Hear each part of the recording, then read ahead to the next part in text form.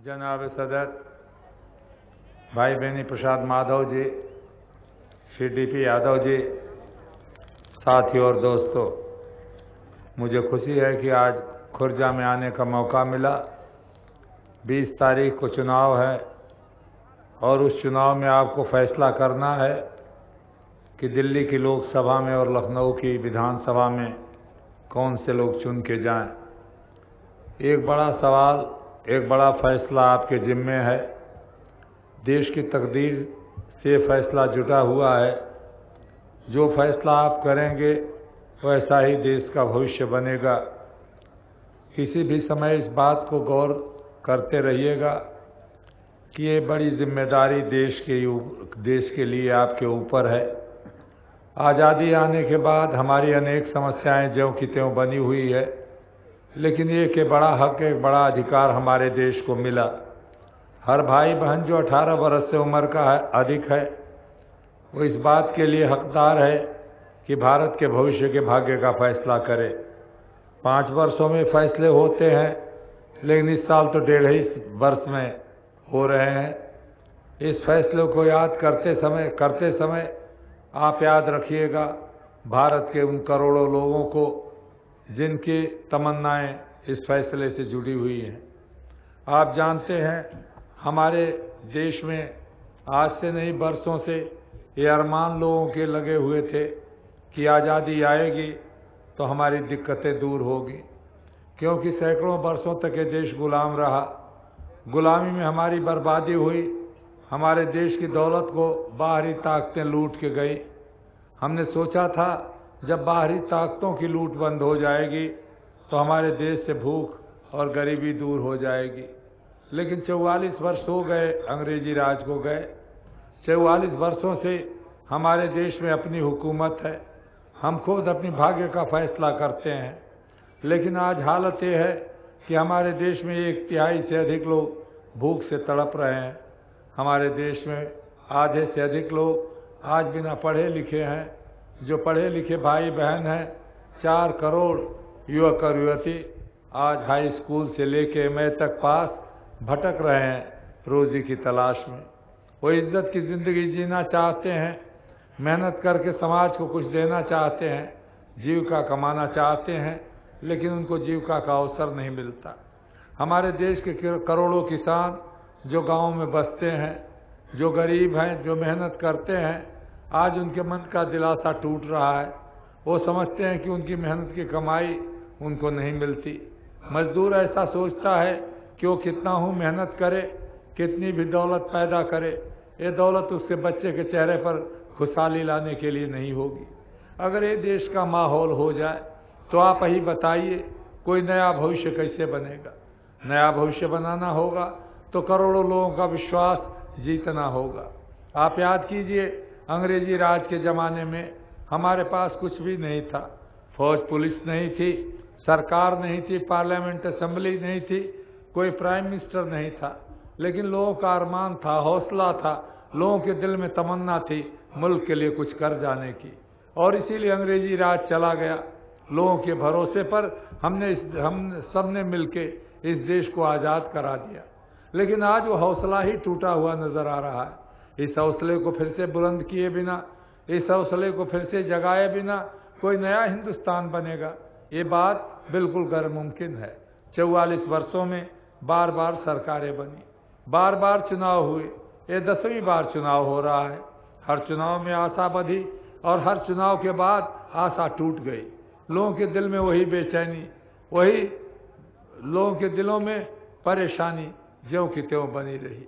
भाइयों, अब समय आ गया है जब हम इस बारे में सोचें क्यों ये हालत हमारे देश की है। क्योंकि अंग्रेजों के आने के पहले तो हम दुनिया के सबसे धनी देश थे। अंग्रेज गए तो हम गरीब हो गए। हमने सोचा था हम तकदीर बनाने के जिम्मेदार होंगे तो इस गरीबी को मिटा देंगे। आज 44 वर्षों के बाद भी ये गरीबी क्यों है? हमारी धरती उपजाऊ है, कुदरत ने, प्रकृति ने हमको सब कुछ दिया है। हमारे लोगों के बाहों में ताकत है, हर तरह का खनिज पदार्थ यहाँ मिलता है। भारत ऐसा दूसरा देश दुनिया में नहीं। हजारों वर्षों की सभ्यता, संस्कृति, तहजीब व तमद्दुन यहाँ पर है, लेकिन फिर भी ये गरीबी क्यों है? इसलिए कि हमारी सबसे बड़ी दौलत हमारे लोगों के बाहों की ताकत है। इसी बाहों की ताकत से, इन्हीं हाथों की ताकत से हम दौलत पैदा कर सकते हैं। इसी से हम तरक्की की ओर आगे बढ़ सकते हैं। अनाज पैदा करना होगा तो किसान को मेहनत करनी पड़ेगी। मकान बनाना होगा तो मजदूर अपने बाहों की ताकत से सीमेंट बनाएगा, ईंट बनाएगा, बड़े मकान बनाएगा। लेकिन आज जो मेहनत करने वाला है उसको मेहनत का अवसर ही नहीं, और अगर वो मेहनत करता भी है तो उसको नतीजा उसका नहीं मिलता। जो खेतीहर मजदूर खेती में काम करके अनाज पैदा करता है, उसी का बेटा और बेटी भूखे सोने को मजबूर होता है। जो मजदूर भाई बड़ा मकान बनाए, वही खुले आकाश में सोने के लिए मजबूर है। इस हालत को बदले बिना इस देश की तकदीर को आप नहीं बदल सकते। अब सवाल यह है कि हमारे देश में अगर सरमाया थोड़ा है, दौलत थोड़ी है, तो उस थोड़ी दौलत का इस्तेमाल किस लिए हो? क्या वैभव को बढ़ाने के लिए? क्या लोगों की ऐशो इशरत के लिए? या गरीब के बच्चे को रोटी देने के लिए? उसे बीमार पड़े तो दवा दारू का इंतजाम करने के लिए? उसकी शिक्षा का इंतजाम करने के लिए? आज छोटे छोटे बच्चे, आज नहीं 15 वर्षों के बाद वो जिंदगी में पैर रखेंगे। 5 बरस 6 बरस का लड़का लड़की वो स्कूल में नहीं जा पाते, भेड़ बकरी चराने को मजबूर है। उसके माँ बाप चाहते हुए भी गरीबी के कारण उसे स्कूल नहीं भेज सकते। ये माहौल कब तक चलेगा इस देश में? इसको बदलना होगा दोस्तों। और इसको बदलने के लिए जो हमारे देश के लक्ष्मी पुत्र हैं, पैसे वाले लोग हैं, उनको फिर से सोचना पड़ेगा। क्योंकि सारी दुनिया में हमने देखा है कि गरीब की जा आह उठती है तो उसमें बड़े बड़े लोग जल करके राख हो जाते हैं। गरीब की आह को बहुत दिनों तक सताया नहीं जा सकता, और गरीब बहुत दिनों तक इंतजार भी नहीं कर सकता। दोस्तों, आज हमारे देश में भूख है, प्यास है, आज हमारे देश में बेहाली है, बेचैनी है। और यही नहीं कि हमारे देश में जो साधन है, जो दौलत है, उसका हमने सही इस्तेमाल नहीं किया। वो गांव की गलियों में सिंचाई के लिए काम में नहीं आई, गरीब को रोटी देने के काम में नहीं आई, वो बच्चों को शिक्षा देने में काम नहीं आई, वो बड़े महलों की रौनक को बढ़ाने के लिए उसको खर्च किया गया।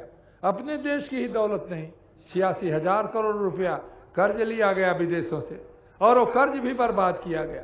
आज जो लोग अस्थायी सरकार देने की बात करते हैं, जो लोग आज ये कहते हैं एक बार हमारी हुकूमत बना दो, हम अस्थायी सरकार दे देंगे, क्या करेगी वो अस्थायी सरकार आकर के?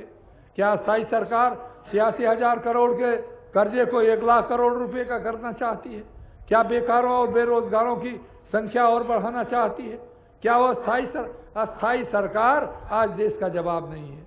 250 वर्षों तक अंग्रेजों की अस्थायी सरकार रही, क्या उस अस्थायी सरकार ने गरीबी को मिटा दिया? दोस्तों, याद रखो, हिंदुस्तान में जितने मसाइल हैं, जितनी समस्याएं हैं, चाहे वो गरीबी का सवाल हो, चाहे बेरोजगारी का सवाल हो, चाहे वो भूख का सवाल हो, चाहे शिक्षा का सवाल हो, चाहे कश्मीर और पंजाब का मसला हो, ये सारे सवाल कोई अल्पमत की सरकार ने नहीं बनाई है। ये सारे सवाल उस समय बने जब आपने भारी बहुमत से कांग्रेस पार्टी को विजयी बनाया। ये सारे सवाल उन लोगों ने पैदा किए हैं। देश को तोड़ने के कगार पर पहुंचाने के लिए अगर एक पार्टी कोई जिम्मेदार है तो कांग्रेस पार्टी है। आज फिर वही नारा लगा रहे हैं, फिर वही बातें कर रहे हैं। क्या देश के लोगों को ये मालूम नहीं? दोस्तों, आज सरकार ऐसी चाहिए जो गरीब के दिलों के अरमानों का एहसास कर सके, जो गरीब की जिंदगी में एक नई खुशहाली ला सके, जो लोगों को देश के मिल्लत के रास्ते पर ले जा सके। आज से 6 महीना पहले जब हमने सरकार बनाई थी, क्या हालत थी इस देश में? जगह जगह बलवे, झगड़े, तूफान, फिरका वाराना जहनियत हमारे देश पर हावी हो रही थी। हमने उस समय देश के लोगों से केवल एक ही कहा, ये देश किसी एक नेता का नहीं, एक प्रधानमंत्री का नहीं, ये देश करोड़ों लोगों का है। देश के नौजवानों, अगर तुम सो जाओगे तो इस देश की तकदीर सो जाएगी, अगर तुम जग जाओगे तो एक नया हिंदुस्तान बन जाएगा। आज खुर्जा के भाइयों से भी यही कहने के लिए आया हूं, इस मुल्क का मुकद्दर आपके हाथों में है, इस देश की तकदीर आपके हाथों में है। अगर आप देश को यूं ही चलने दोगे, अगर देश की इसी तरह से बिगड़ी हुई हालत को सुधारने के लिए कुछ कदम नहीं उठाओगे, ये देश कभी आगे नहीं बढ़ेगा। दोस्तों, याद कीजिए, ये सारी समस्याएं, इनका हल एक ही है कि हम सब मिलकर के कोशिश करें। अगर आपस में लड़ेंगे, झगड़ा करेंगे तो ये हालत और बिगड़ेगी। इस बिगड़ती हुई हालत को बचाने के लिए, इसको बदलने के लिए एका चाहिए, इत्तेहाद चाहिए, आपस में एकता चाहिए। लेकिन हमें अफसोस के साथ कहना पड़ता है। जब कभी हम कहते हैं गरीबी को मिटाओ, भूख को मिटाओ, तो हमारे देश में दूसरे नारे लगाए जाते हैं। जात बिरादरी के नाम पर भाई भाई को लड़ाया जाता है, मजहब के नाम पर खून बहाया जाता है। ये देश बर्बाद हो जाएगा दोस्तों। आज से कुछ दिन पहले आपने देखा इस देश में सामाजिक न्याय के नाम पर लोगों को लड़ाया गया। किसी को नौकरी मिली नहीं, किसी की नौकरी छूटी नहीं, लेकिन देश जलने लगा धू धू करके। भाई भाई के खून का प्यासा हो गया। अगर देश बनाना है, मैं समझता हूं पिछड़े लोगों को रोजगार मिलना चाहिए, हर गरीब को रोजगार मिलना चाहिए। उसके लिए एक ही तरीका है कि जो दौलत है उस दौलत को लाओ, गांव की गलियों में, छोटे कस्बों में छोटे उद्योग लगाओ। हमारे देश की रौनक, हमारे देश का संपदा इसी से थी। अंग्रेजों के आने के पहले हमारे गांव गांव में आर्टिजन्स थे, छोटे छोटे कला हुनर वाले लोग थे, बढ़ई लोहार बुनकर वो दौलत पैदा करते थे और देश की दौलत में बुलंदी करते थे। एक एक करके अंग्रेजों ने उसको मिटा दिया। गांधी ने कहा इन कुटीर उद्योगों को, इन ग्रामीण उद्योगों को हम बढ़ावा देंगे, लेकिन हमने 44 वर्षों में उसको नजरअंदाज किया। कितने लोगों को शहर अपने में समा सकेंगे? 70% लोग गाँव में है। गाँव में अगर सुविधाएं नहीं होंगी, गाँव में अगर रोजगार नहीं होगा तो देश नहीं बनेगा। इसीलिए हम कहते हैं दौलत को बचाओ, बचाकर इस बड़े काम में लगाओ। नवंबर के महीने में जब हमारी सरकार बनी, देश पर आर्थिक संकट था, आज भी संकट है, बुरा संकट था, लेकिन 15 दिन के अंदर, 20 दिन के अंदर हम आप दोस्तों से कहना चाहते हैं केवल बाहर की मदद से देश नहीं बनेगा, हमें भी कुर्बानी करनी पड़ेगी। 20 दिन के अंदर मैंने 1200 करोड़ रुपए का टैक्स लगाया, लेकिन आपके ऊपर टैक्स नहीं लगा, गरीब के ऊपर नहीं लगा, किसान मजदूर छोटे व्यापारी के ऊपर नहीं लगा। ये 1200 करोड़ रुपए का टैक्स लगा देश के 10-12 बड़े पूंजीपतियों के ऊपर। उनको गुस्सा आया, मैं जानता हूं नाराज हैं, मैं जानता हूं कि तरह से प्रचार होता है, लेकिन कांग्रेस के बड़े नेता ये कहते हैं ये टैक्स लगा के हमने देश के साथ बड़ा गड़बड़ कर दिया, लोगों का दिल टूट गया है। 12 लोगों का दिल टूट गया तो देश पर बड़ा खतरा आ गया। करोड़ों लोगों का दिल टूटता है तो उनको कोई खतरा नहीं दिखाई पड़ता है। ये सोचने के तरीके में फर्क है, हमारा फर्क और कोई नहीं। लेकिन दोस्तों हमारी मजबूरी है, हम किसी की दौलत को लेना नहीं चाहते, लेकिन गरीब की अंधेरी जिंदगी में उम्मीद का एक नया चिराग जलाना है तो बड़े पूंजीपतियों को थोड़ी कुर्बानी करनी पड़ेगी। खुद करें तो अच्छा है, नहीं तो सरकार एक कुर्बानी करने के लिए उनको मजबूर करेगी। कोई दूसरा रास्ता नहीं है हमारे पास, कोई दूसरा हमारे मुल्क के सामने रास्ता नहीं। लेकिन एक नहीं, जात बिरादरी के झगड़े, मजहब के झगड़े, और उस झगड़े को लेके भाई भाई के खून का प्यासा हो रहा है। आज राम और रहीम का झगड़ा, मंदिर और मस्जिद का झगड़ा, किसने कहा है झगड़ा करने को? जाओ इबादत करो, पूजा करो, मंदिर में मस्जिद में जहां जाओ, कहीं कोई रोक नहीं है। लेकिन आज हमारे देश में राम के नाम पर झगड़ा हो रहा है। जो राम जिसके यहाँ कहा गया कि जात पात पूछे नहीं कोई, हरि को भजे सो हरि का होई। जो भगवान की पूजा करे, इबादत करे, सब एक हैं।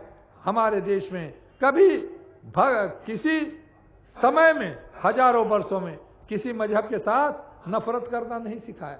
हिंदू धर्म ने सब धर्मों की अच्छाइयों को स्वीकार किया, लेकिन आज नए हिंदू पैदा हुए।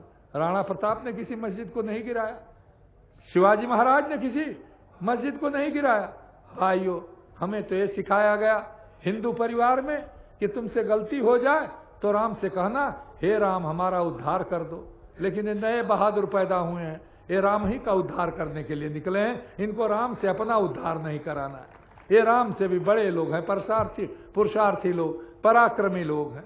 दोस्तों, आजकल मैं रोज गांव गांव में कह रहा हूं, हमारे संतों ने, हमारे सूफियों ने कहा, ना मंदिर में, ना मस्जिद में, ना गिरजे के आसपास में ढूंढ ले कोई राम मिलेंगे दीन जनों की भूख प्यास में। राम गरीब की भूख में है, राम गरीब की प्यास में है। दोस्तों, राम को ढूंढना हो तो सेवरी के बेर में ढूंढो, विदुर के साग में ढूंढो, पार्लियामेंट की मेंबरी में ढूंढने के लिए मत जाओ, वहां राम नहीं मिलने वाले हैं। ये गलतफहमी है देश, ये देश को बर्बाद करने का रास्ता है। ये देश कोई धर्म खतरे में नहीं है, न हिंदू धर्म खतरे में है, न इस्लाम खतरे में है।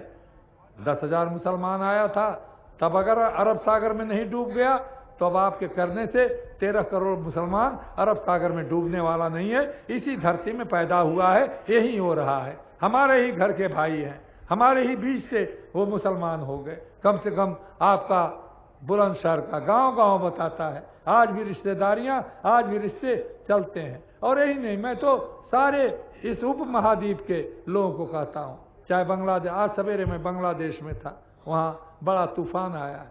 कैसे पता नहीं चलता कि हम हिंदुस्तान में हैं या हिंदुस्तान के बाहर हैं। चाहे वो पाकिस्तान हो, चाहे वो बांग्लादेश हो, चाहे नेपाल हो, चाहे भूटान हो, हम सब एक ही परिवार के लोग हैं। अलग हो गए, लेकिन इसका मतलब ये नहीं कि हम आपस में लड़ते रहें। हमने इन सबसे कहा, आपस में लड़ोगे गरीबी से नहीं लड़ सकते। हम सब गरीबी के खित्ते के लोग हैं। आज सारी दुनिया एक हो रही है, सारा यूरोप एक हो रहा है। अब हम तो चाहते हैं ये सारे दक्षिण एशिया के देश एक हों। हमारे बहादुर लोग अपने ही देश में 2, 3, 4 देश बनाना चाहते हैं या लोगों का दिल टूटना चाहते हैं। ये काम नहीं चलेगा दोस्तों, बदलना होगा ये रवैया। मजहब के नाम पर देश को मत बांटो। आज मैं जानता हूं पंजाब में पीड़ा है, कश्मीर करा रहा है, वहां भी मलहम लगाना पड़ेगा, जरूरत पड़ेगी, कठोर कदम उठाने पड़ेंगे। लेकिन रास्ता कठोर कदम का बहुत खतरनाक रास्ता है। आज नहीं कह रहा हूं, 10 वर्ष पहले मैंने कहा, 8-9 वर्ष पहले कहा था, जो पंजाब में हो रहा है वो हमारे लिए दुर्भाग्यपूर्ण है। उस समय हमारी बड़ी आलोचना हुई थी, लेकिन आज फिर जरूरत है। पंजाब का 90-95% आदमी भारत के लिए उसी तरह वफादार है जैसे हम और आप हैं। उन पर सुबह करके हम उनको बर्बादी के रास्ते पर ले जाएंगे और देश को बर्बाद करेंगे। हमने कहा उनसे सुलह समझौता करेंगे, बातचीत करेंगे, इस पर भी नाराजगी हो रही है। कहा जा रहा है कि उनसे क्यों बातचीत करो, और कौन लोग कर रहे हैं। मैंने पंजाब की समस्या नहीं पैदा की। जिन लोगों ने अपने अहंकार में, अपने दिमाग की खराबी के कारण पंजाब की हालत को बिगाड़ा, आज वो हमको देशभक्ति का पाठ पढ़ा रहे हैं, आज वो हमको बता रहे हैं देश में क्या करना चाहिए। मैंने जरूर कहा है बातचीत करेंगे। मैं पूछना चाहता हूं खुर्जा के भाइयों से, आपके घर का आपका बेटा, आपका भाई अगर गलत रास्ते पर चला जाए तो क्या करते हो? घर से निकाल देते हो? आप उसको मिला जुला के बात करते हो, उसके दोस्तों से, रिश्तेदारों से बात कराते हो। अपने बेटे को सही रास्ते पर लाने के लिए बातचीत का रास्ता, और भारत माँ के बेटों को सही रास्ते पर लाने के लिए बंदूक का रास्ता। क्या ये न्याय है? क्या ये शराफत है? हम चाहते हैं कि जैसे अपने परिवार को चलाने के लिए बातचीत का रास्ता, उसी तरह भारत के बड़े परिवार को चलाने के लिए ये बातचीत के रास्ते बंद मत करो। आज हम इस देश में एक नई शुरुआत की है, 4-5 महीने में, 6 महीने में। मैं नहीं कहता धरती पर स्वर्ग उतर आया, जन्नत आ गई, मैं नहीं कहता गरीबी दूर हो गई, मैं नहीं कहता कि आपकी समस्याएं हल हो गई। लेकिन दोस्तों, खुर्जा के पढ़े लिखे लोगों, मैं आपसे जरूर कहना चाहूंगा, अगर आप ये समझते हो कि 5-6 महीनों में मौत के माहौल से इस देश को मोहब्बत और मिल्लत के एक रास्ते पर ले आने की हमने कोशिश की है, तो हमें आपका सहयोग चाहिए, हमें आपका आशीर्वाद चाहिए, आपका हमें साथ चाहिए। एक नया हिंदुस्तान बनाने के लिए लोगों के सोचने के तरीके को बदलना पड़ेगा, लोगों में एक नई शक्ति पैदा करनी पड़ेगी। ये तहरीक, ये आंदोलन हमने आपके भरोसे चलाए हैं, और इसी तहरीक के उम्मीदवार हैं यहाँ से डॉक्टर भगवान दास राठौर जी। आप उनको विजयी बनाए लोकसभा में। मैं आप भाइयों से दरखास्त करता हूँ, आप एक भाई का सहयोग, समर्थन भगवान दास जी के लिए होना चाहिए। मुझे मैं आप जानता हूँ, उनके साथ बहुत दिनों तक काम किया है, एक सच्चे साथी। उनके लिए मैं आप लोगों से निवेदन करता हूँ, विधानसभा के लिए यशपाल राघव जी को, और सिकंदराबाद से चमन सिंह जी को, डिबाई से स्वामी नेमपाल जी को, ये हमारे असेंबली के उम्मीदवार हैं। नेमपाल जी को मैं आज से नहीं, बरसों से जानता हूँ, एक उत्साही साथी जिनके मन में तमन्ना है गरीब की मेहनत के लिए, मेहनत करने के लिए, सेवा करने के लिए। इन भाइयों से के लिए मैं आपसे फरियाद करने के लिए आया हूँ, आपसे दरखास्त करने के लिए आया हूँ। यही नहीं, बुलंदशहर जिले में जहाँ भी हमारे समाजवादी जनता पार्टी के उम्मीदवार हैं, चक्र में हलधर निशान पर विजय मुहर लगा के आप इन्हें विजयी बनाएं। मैं आपको एक ही विश्वास दिलाता हूं, आपको एक ही भरोसा दिलाता हूं, अगर आपने हमारा साथ दिया तो हम एक नया भारत बनाएंगे, जिसमें कोई बच्चा बिना शिक्षा के न हो, जिसमें कोई नौजवान बिना रोजी के न हो, जिसमें जात बिरादरी धर्म मजहब के नाम पर भाई भाई में दीवारें न खड़ी की जाए। ऐसा देश बनाने के लिए ये काम हमने शुरू किया है। मंजिल तक पहुंचाने में आपकी मदद चाहिए। आपने जो इतनी मोहब्बत और खलूस के साथ मेरी बातें सुनी, इसके लिए मैं शुक्रिया अदा करता हूं। मुझे यकीन है आगे भी आपकी यही मोहब्बत, आपका यही सहयोग बना रहेगा। आप सबको बहुत बहुत शुक्रिया। जय हिंद।